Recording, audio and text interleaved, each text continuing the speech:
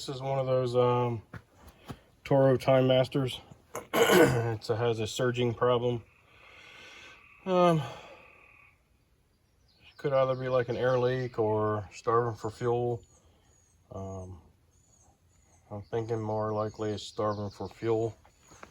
So we're going to pull this carburetor off. We're going to open it up. We're going to take a look inside, see if it looks cruddy or clogged up, clean the jets.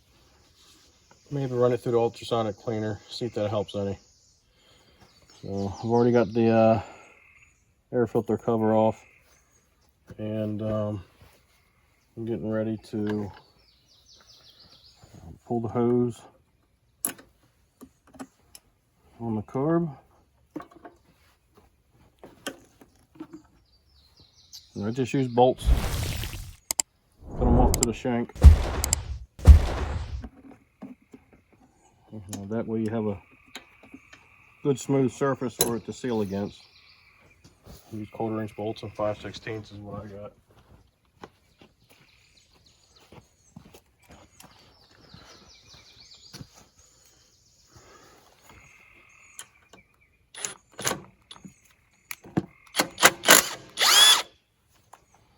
And the bolts that hold the carb on and the filter housing on is a 5/16.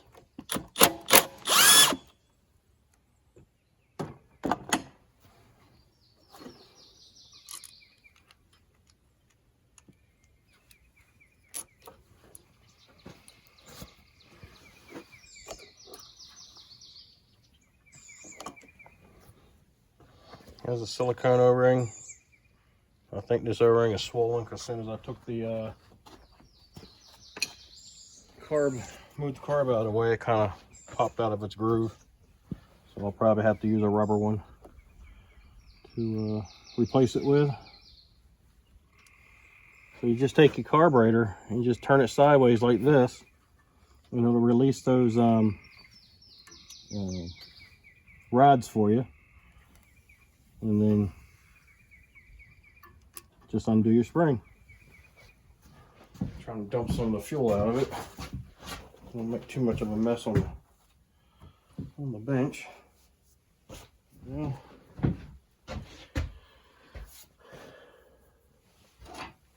The nut on the bottom is a 1/2 inch.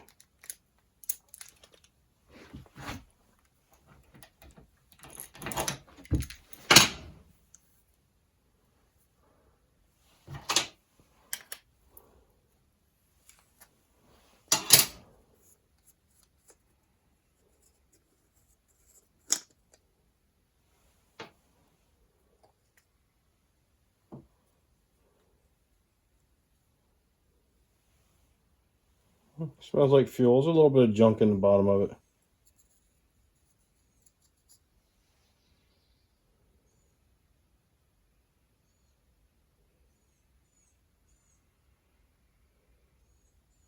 I don't know if you guys can see it or not.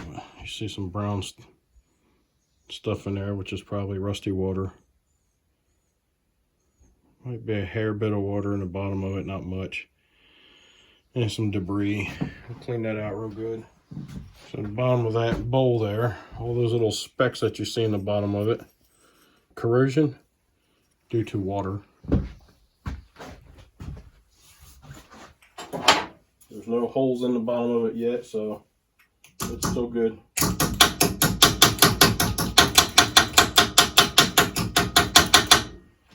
Remember taking tap the bottom of your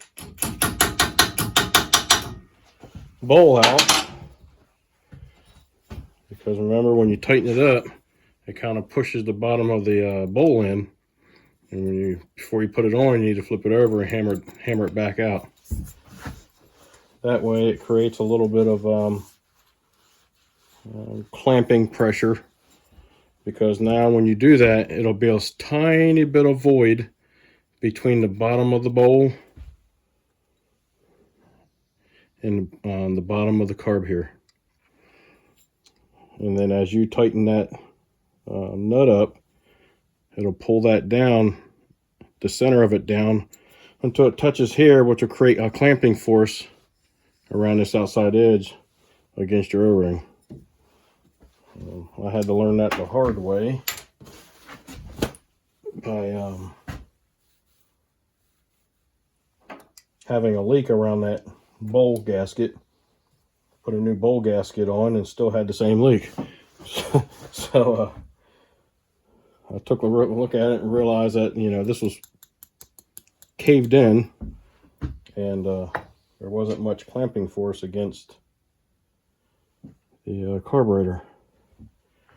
Keep in mind that your nut that holds the bottom of the bowl on is actually a jet, so you need to make sure it's actually cleared out too.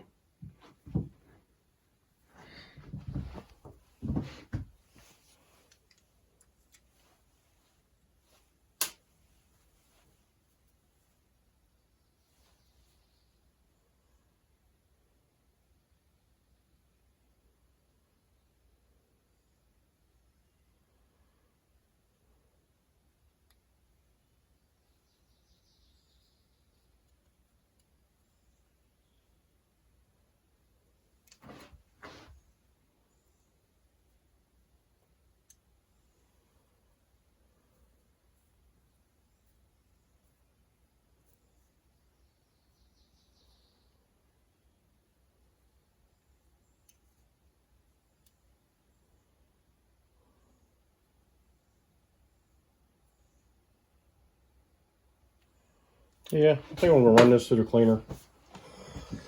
Get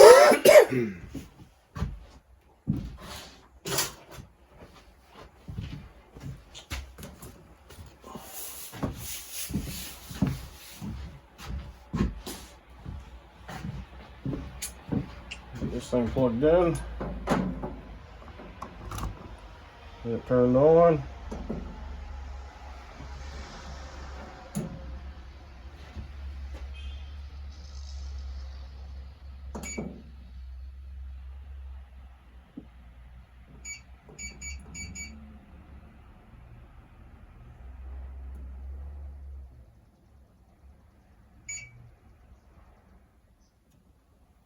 Alright, got everything set for the max.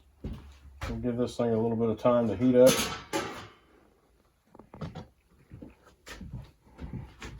don't know if you guys can see that, but see the stuff churning up in the middle there? That's just a heater, causing things to churn up a little bit.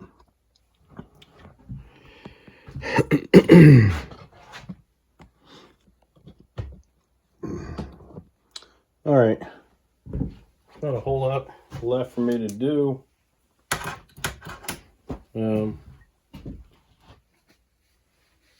I'll bring you back in a little bit after I get this thing cleaned. It's going to be noisy. You're not going to be able to hear much anyway. And there's not much left I can do on that mower. And I got some fab work I got to do on the other mower, so I'll see you guys on the next time. All right, so the carburetor's all cleaned up. Blew air through everything. Got it all put back together, and we're going to stick it on there and see what happens. For some reason, though, during the meantime, I had just put the carburetor in there and fired everything out and walked out. Went and got me some lunch and started looking up some parts and stuff. So I didn't stay out here with it, but for some reason, my ultrasonic cleaner is not running anymore. The display is not lit up anymore. Check the breaker, even though I see the light is on here.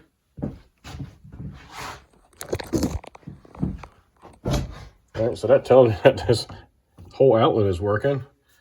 I guess we could do this though, but I did check the breaker to make sure there's no breakers were kicked, and none of them were. Yeah, everything still works. So I unplugged it, plugged it back in, make sure the plug on the back here was in good shape and in, on and off. So I'm not sure what the deal is. I hope it didn't take a dump after 2 uses. That would be upsetting. And Anyway, I'm gonna check the book. Maybe there's a fuse somewhere, and maybe I can get that changed out if there's a fuse. So we'll see. I'll keep you guys updated on that as I find out what might be wrong with it. Because I did a little review and unpacking with this when I got it, and I was going to use it for a few months and do a review, and if there's an issue with it where it's completely done and can't be used anymore, I'm not going to have much good to say about it. But let me get into it and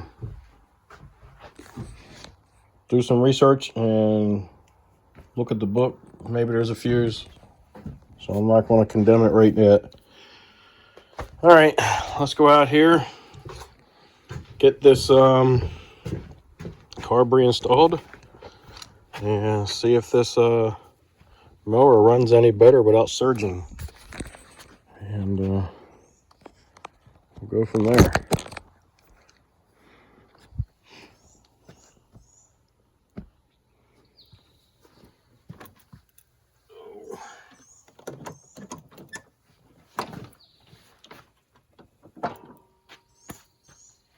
All right, that reminds me, I still need to get an O-ring from my handy dandy O-ring box that I got from Harbor Freight. Let's see which one will fit.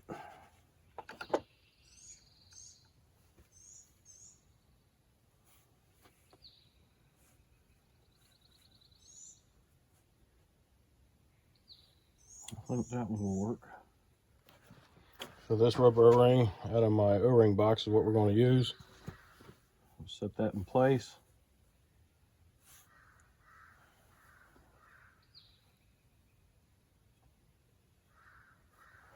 And that should seat in place as I snug it up.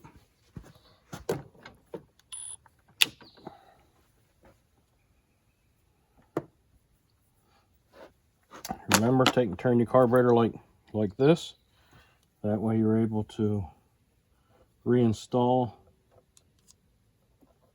your rods, your linkages, and then you should be able to just roll it back into place. Everything should be sitting where it belongs to be sitting.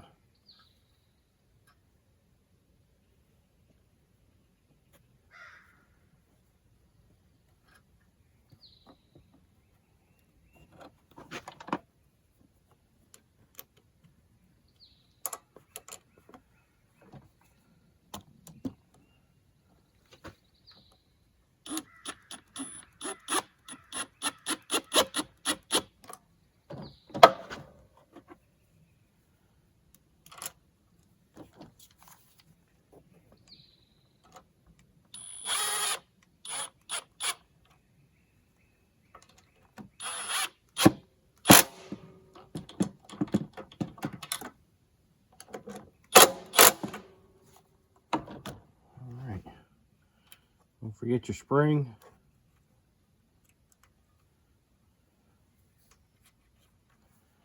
All right.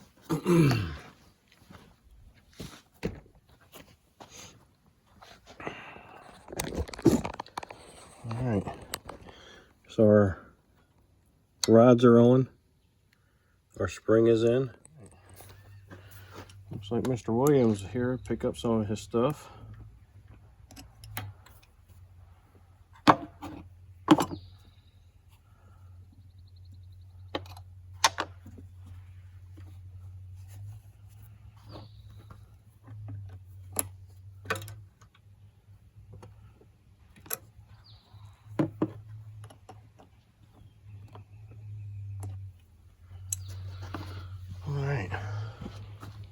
Oh, nope, that was wrong. Next door neighbor.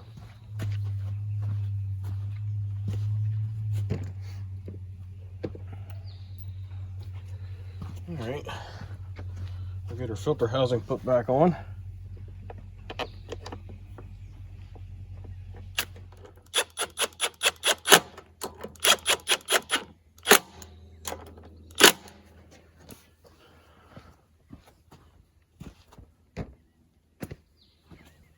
Give it a test run, see what happens before we put the rest of it back together.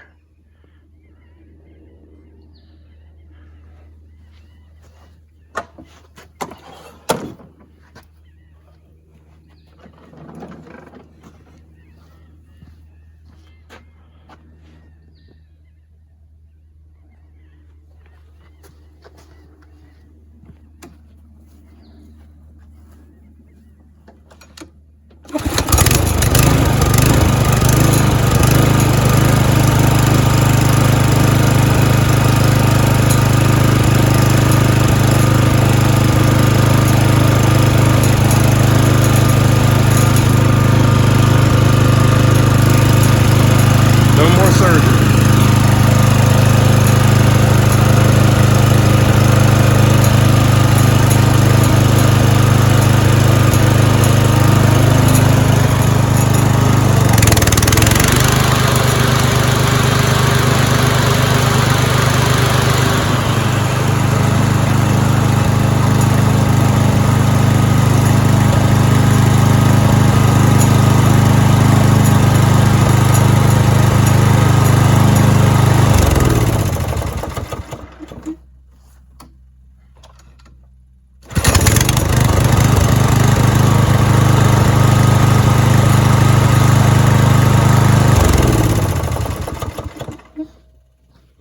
All right, looks like we've got that one fixed. Evidently there's a little bit of debris in that carburetor that caused a little bit of a lean condition on the idle side. So put it through the ultrasonic cleaner. It seemed to clean it up real good. And so now it runs like it's supposed to. Hopefully you like the content. If so, give me a thumbs up, subscribe, send me some comments, let me know what you think. Be kind, help people when you can.